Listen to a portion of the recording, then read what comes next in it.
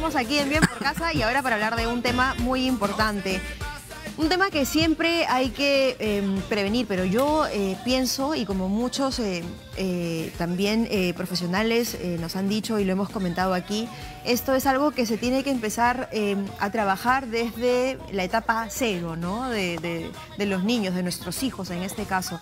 Siempre conversar sin miedo, sin tabúes, hablar bien y por supuesto cuidarlos, ¿no? Estar pendientes. No dejar a nuestros hijos, ay no, ellos saben, ellos se cuidan, ellos son responsables, ya sabrán lo que hacen, es su problema por último. En realidad es problema de todos, incluso como sociedad. Nos referimos al embarazo en la adolescencia, ¿no? Es una problemática que pues finalmente termina afectando a muchas personas e incluso pues nos envuelve a nosotros como sociedad también. Así que vamos a conversar con dos profesionales que nos van a dar su punto de vista frente a este tema. El día de hoy nos visita Vivian Anticona, ella es psicóloga. ¿Cómo estás, Vivian? Bienvenida. Gracias por estar aquí. Vivian. Y Julio César Dueñas, que es ginecólogo. Bienvenido, Julio. Gracias, Cecilia, Oscar, encantado. Gracias por estar aquí. Yo quisiera empezar con una pregunta que, bueno, implica de todas maneras a la familia también. ¿Por qué es tan difícil para la familia, para los padres sobre todo, hablar sobre sexualidad con los hijos? No a todas las familias les pasa, pero a muchas les cuesta sentarse en una mesa, padres o madres, y decirle a sus hijas y a sus hijos, hablemos de sexo, hablemos de sexualidad directamente. Sí, justamente tenemos, ¿no? Porque hay muchos mitos todavía en la familia, ¿no? Un mito el más usual es, por ejemplo, el que piensan los padres de que si le hablan de estos temas a sus hijos van a despertar el interés por estos temas, ¿no? Pero, sin embargo vemos que es al contrario, ¿no? El adolescente que no tiene esa información la busca sí o sí, ¿no? De repente no en la familia, ¿no? Sino en otro tipo de medios, en su medio mismo de amigos, ¿no? Y ahí es donde encuentra de repente información también errónea, ¿no?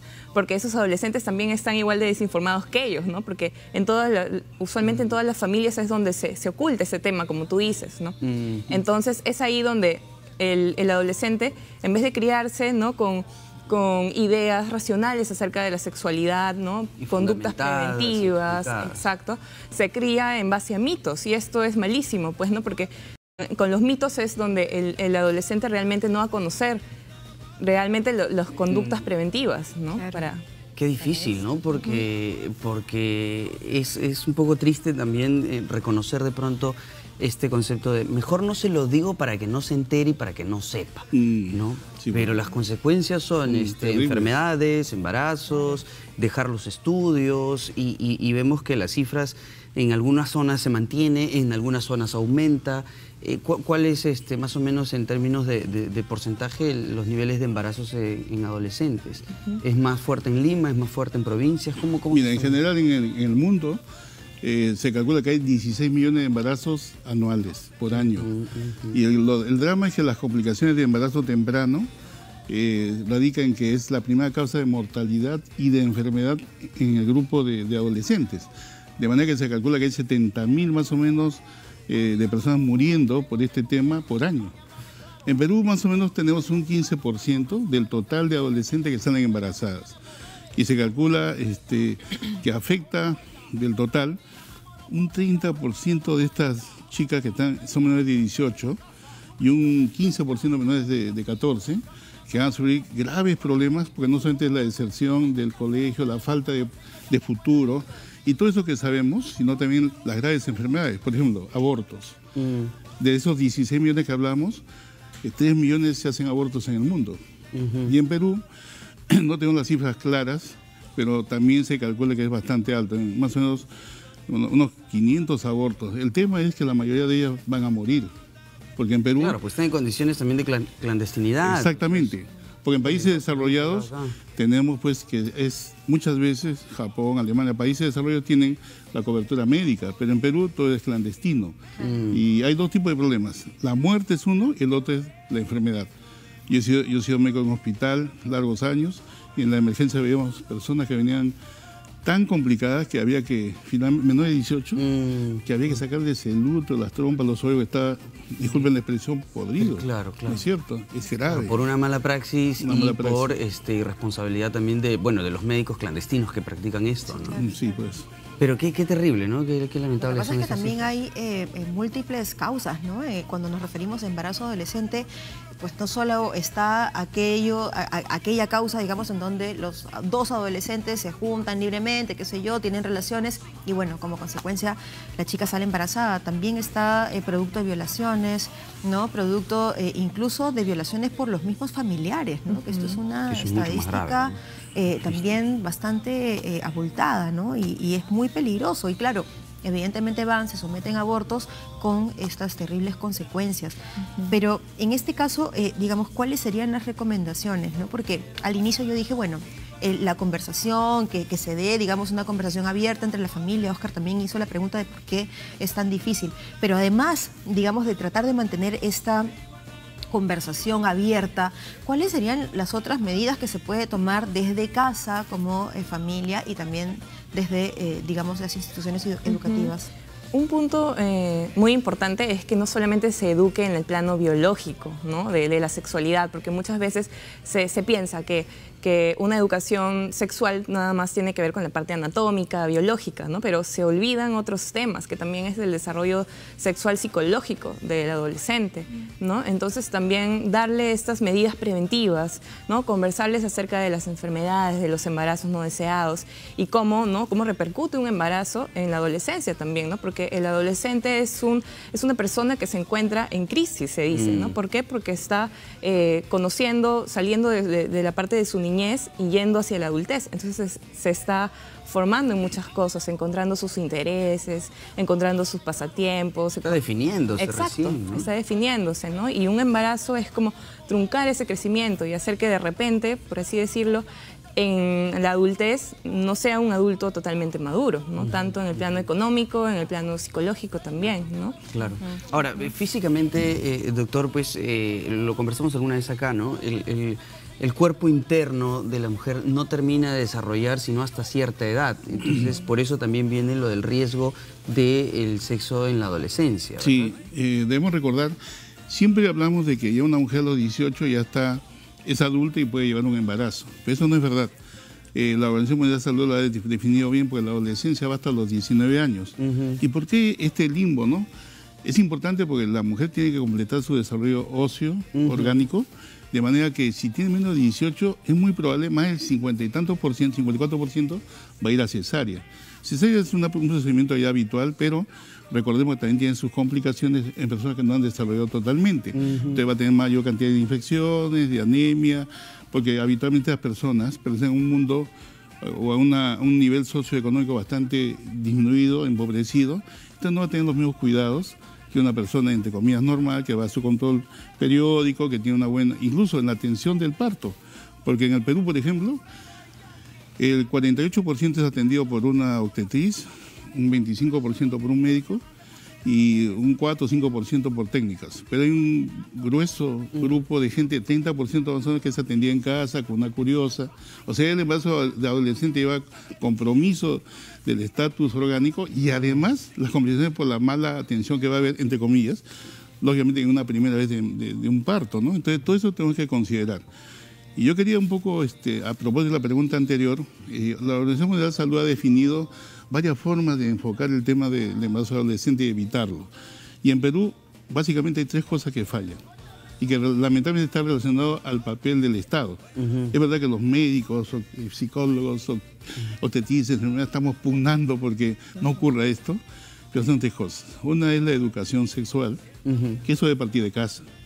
Pues estamos expuestos lamentablemente y somos de alguna manera cobardes de no enfocarlo y hacerlo de la manera más, digamos, familiar. Porque natural. Natural. Porque es una actividad natural. Natural. ¿No? Y esto debemos hacer los padres o en la familia inclusive. Si no hay alguien que se atreva, en la familia siempre hay alguien ligado a la salud, que aprovechemos la visita de ellos para hablar del tema y despertar esa confianza que hay con los hijos. Y eso es, también debemos recordar que se ha perdido en los colegios, en las universidades, la educación sexual. Antes era un curso casi obligatorio como educación cívica y el premilitar.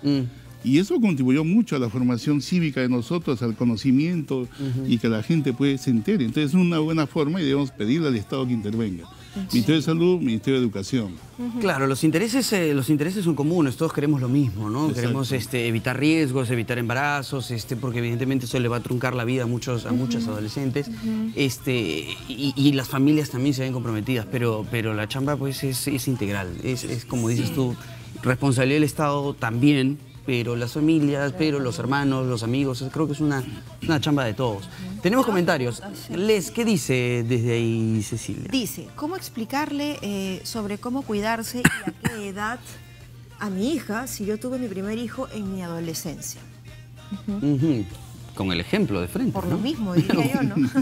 Eres el ejemplo vivo de lo que vivo. de lo que se debe o no se debe hacer. Aparte, una recomendación también es implementar en las adolescentes, en las púberes en realidad, ¿no? Desde los 10 años, 12 años, en que ya está próxima la primera menarquía, que es la primera menstruación, ¿no? Y a ir comentándole de estas conductas preventivas y ir llevándole al ginecólogo, ¿no? Ir llevándola para... No necesariamente para hacerles chequeos, sino para que el ginecólogo le pueda comentar qué cambios va a tener ella en su vida, qué cambios vienen con la edad, ¿no? Y sobre todo también, de repente, sí, también tener una asesoría psicológica para que también pueda saber desde el plano ahora también psicológico qué implica también la sexualidad, ¿no? Porque hay muchos mitos, muchos miedos que se pueden prevenir con eso. Es un trabajo en conjunto en realidad porque habla de la educación sexual, pero viene también la consejería sexual. Y esto no está, digamos, implementado en nuestras unidades de atención de salud, que no necesariamente tiene que ser muy glamorosa ni muy, ¿no? Tener todo el equipo completo. Con las postas atienden el 80% de la población y ahí debe haber por lo menos una psicóloga abierta, pues inmediatamente a dar consejería, y va a estar más, creo, Gillana, en este caso la adolescente, que a veces no tiene comprensión en la casa, de poder ir con confianza ir a la posta y tener esto. Y el tercer punto que es importantísimo, y que lo dijo bien la licenciada al inicio, es el tema de cómo si hablamos de anticoncepción, queremos hablarlo, finalmente en general nuestra población cree que a la hora de anticoncepción vamos a inducir a nuestros hijos a tener sexo precoz, lo cual no es verdad. Más aún, de los 8, 9, 10 años, yo tengo hijos muy pequeños, ya sé que ellos están hablando de sexo entre sus amigos. Entonces, ¿por qué permitir que no tengan una idea clara, ¿no? Ahora, ¿Por qué no ser claros? Claro. En el tema de la anticoncepción, bueno, digamos, si es que ya se está dando una relación sexual entre adolescentes, suponiendo, se recomienda evidentemente que tengan cuidado. El preservativo probablemente sea lo que tienen más a la mano y más al alcance. Sin embargo, la pregunta es, ¿también sería recomendable un método anticonceptivo hormonal para una, digamos, jovencita, 13, 14, 15, ¿no? Puede estar en riesgo. En este caso, claro, ¿cuáles serían las consecuencias? Bueno, la licenciada habló bien, ¿no? En cuanto al tema de precozmente instalar una forma de control. Miren, cuando no tenemos instalado la prevención en el Perú a través de algo que se llama Oncoyin, y nosotros tenemos la duda, porque en el tiempo que instalamos, las mujeres no iban al ginecólogo, iban solamente cuando había síntomas, dolor, sangrados, etcétera. Y nosotros preconizamos que fuera hasta a partir de los 18 años. Pero ahora hemos dicho que no, debe ser a partir de los 12. No solamente por el tema orgánico, sino que estamos hablando, y tener, lo que dijo la licenciada, un acercamiento ya muy precoz con las niñas, para que pierdan el miedo. El tema antes era el tabú, el miedo de que le encuentren algo en un chequeo, o el miedo de que el ginecólogo, pues, hay todavía el concepto machista, ¿no? Que es un hombre y que no es la mujer, etcétera, etcétera. Pero también vemos cosas como el cáncer. Hay algo que se llama ovario poliquístico, y esto comienza muy temprano, a los 14, 15 años, a manifestarse. Y está comprobado que para ciertas personas, no sabemos cuáles, puede predisponer a cáncer de endometrio, cáncer de ovario y cáncer de mama. Y cáncer de mama es el número 1 ahorita en Perú.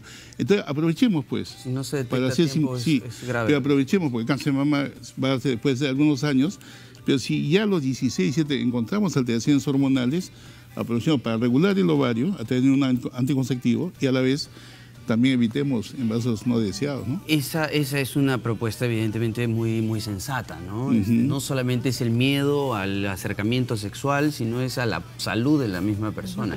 Tenemos a María Elena que tiene otro comentario. Dice, ¿debería ser distinta la educación sexual del hombre al de la mujer?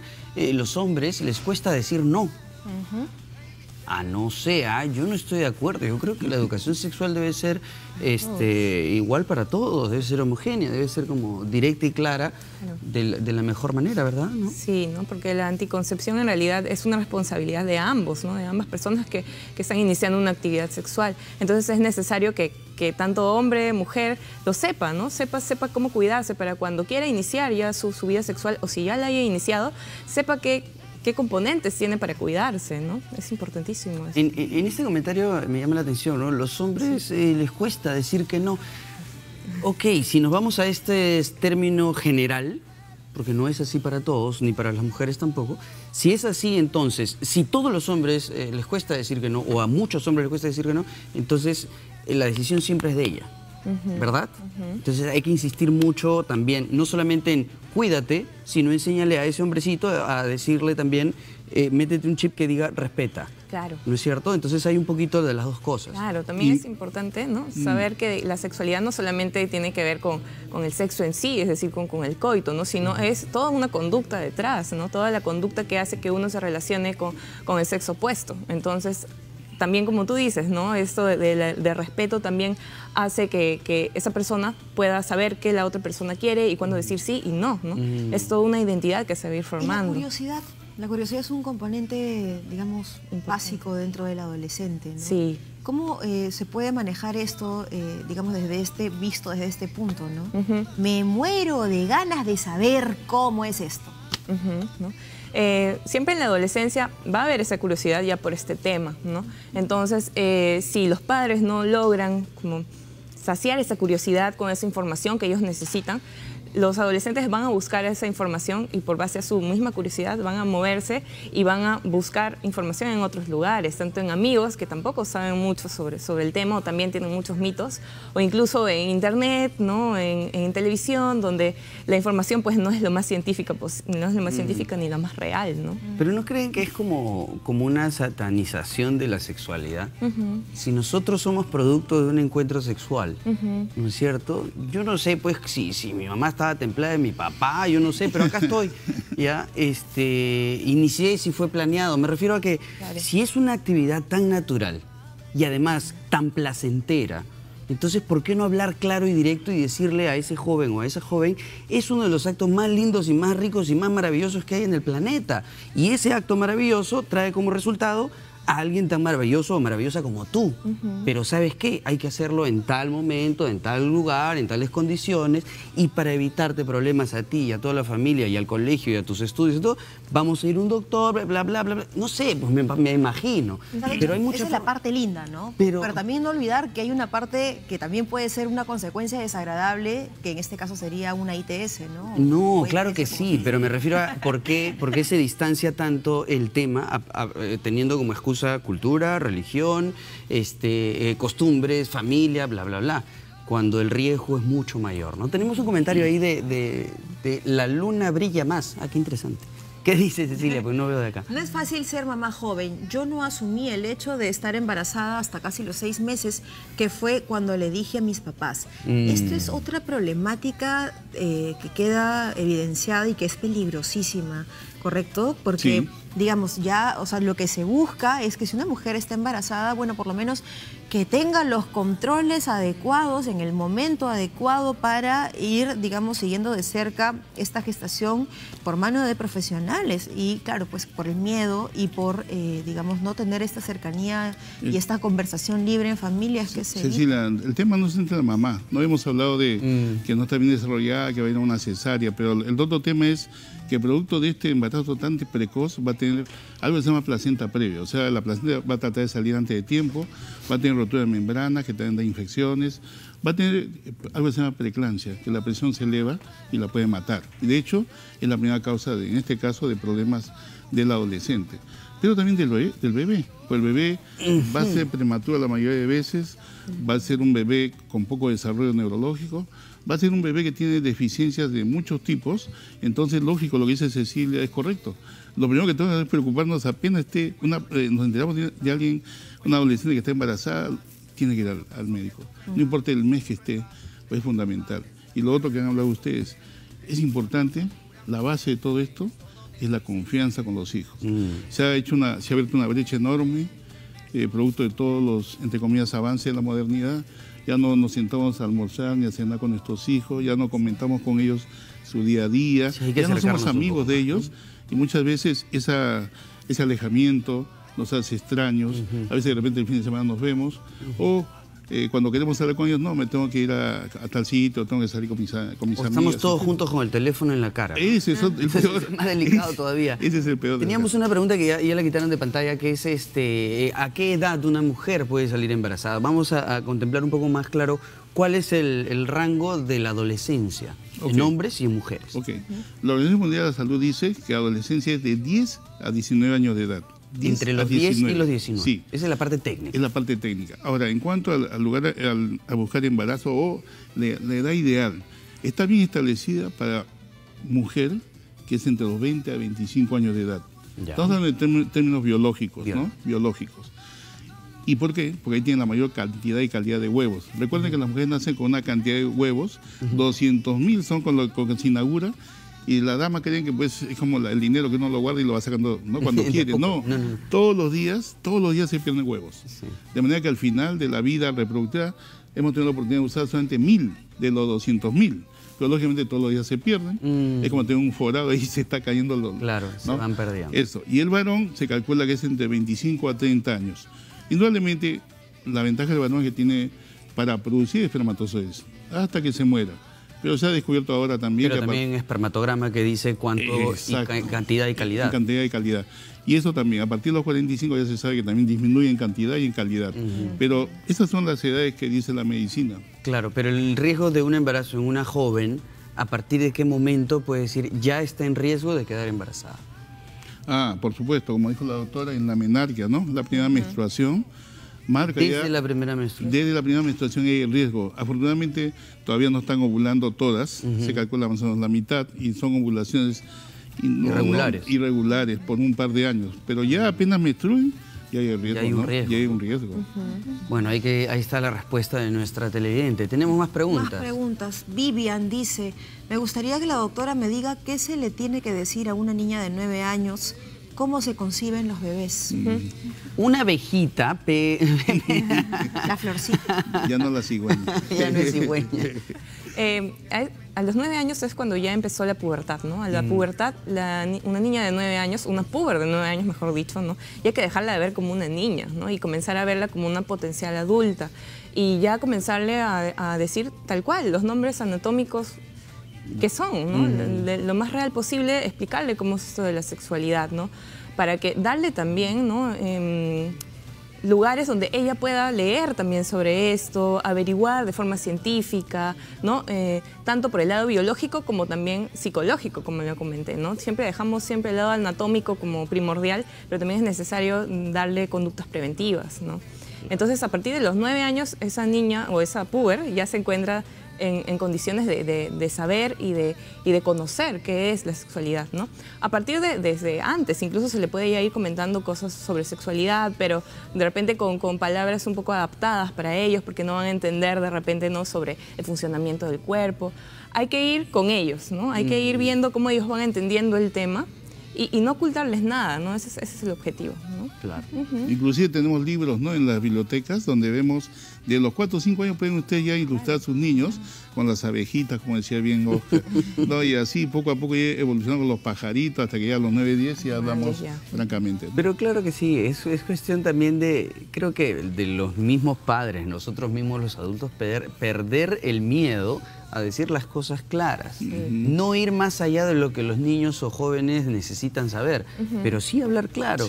Decir pene, decir vagina no es ningún problema, son parte de nuestro cuerpo, no es un pecado, ni se te va a caer la boca por decirlo, ¿no? A veces da pena cuando se acomplejan de sus propias partes del cuerpo. Gloria Elena tenía una consulta. Dice, ¿está bien que una adolescente de 19 años diga no al sexo?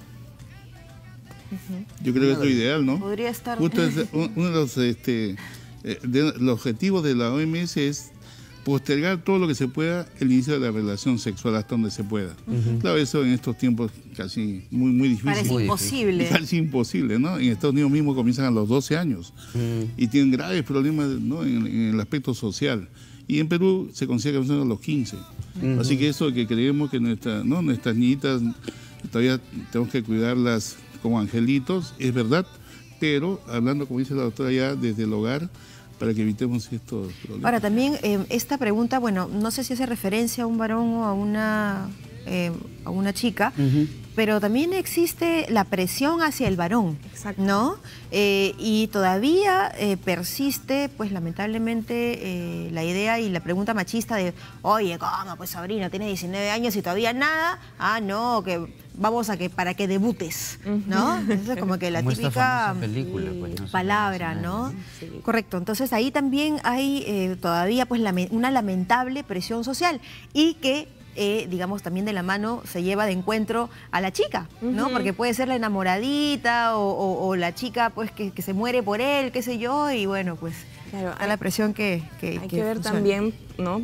Qué tipo de negación es. De repente es porque muchos mitos en casa también, ¿no? Los han criado con miedo hacia el sexo y llega a cierta edad en que quieren experimentar y no lo hacen por miedo y eso les genera como un conflicto, ¿no? Como que es parte normal que quieran experimentar, pero no pueden hacerlo por ese miedo, ¿no? Entonces se sienten de repente con un miedo excesivo, exacto, se frustran y eso también no les permite desarrollar una sexualidad, ¿no? Un poco más natural. Exacto, natural, ¿no? Sí, pues es lamentable a veces un poco estas realidades. Pero bueno, queda claro que es nuestra responsabilidad. Sí, y creo que claro, es hablar del tema libremente, tranquilamente, sin tabúes, como tú dices, poniéndole los nombres que corresponde desde chiquitos incluso, ¿no? Esto se llama así, esto se llama asá, ahora te toca enjabonarte bien aquí, qué sé yo. Claro, porque el mejor momento es cuando se están bañando de repente. Y bueno, también en este sentido nunca darles más información de la que no necesitan, ¿no? O sea, el termómetro, creo yo, lo ponen ellos mismos. Mamá, ¿qué es esto? ¿Cómo se da esto? ¿Cómo sucede? Sí. Ah, muy bien, hijita, hijito, ¿estás interesado en saber? Esto es así, asá, y se le hablan las cosas claras, ¿no? Porque también a veces eso de, ven, hijito, te voy a contar para que sepas. Eso puede generar un poco de presión. Claro. Muchísimas gracias. Gracias por la visita. Muchas gracias. Bueno, ahora voy a ir a hablar con mi mamá. Claro. Voy a ir a hablar con mi mamá. Ya es momento que le hagas la pregunta de rigor. Sí, tengo que hablar claramente con mi mamá. Por supuesto. Sí, sí, porque mis hijos ya me están preguntando, yo no sé qué explicar, no sé cómo han venido. Decirles, claro, no sé que era un truco así de magia y ¿no? Era como una cosa milagrosa. Te creo, esa carita de bebé te creo. Nos vamos al corte y de regreso, ¿quiénes nos visitan? Oye, van a venir los actores de Casi Don Quijote. Está Paloma Reyes de Sá, que es la directora, ¿verdad?, de la obra. César García y Fiorella Colman van a estar aquí en Bien por Casi, así que no se lo pierdan. Corte y regresamos. No te muevas.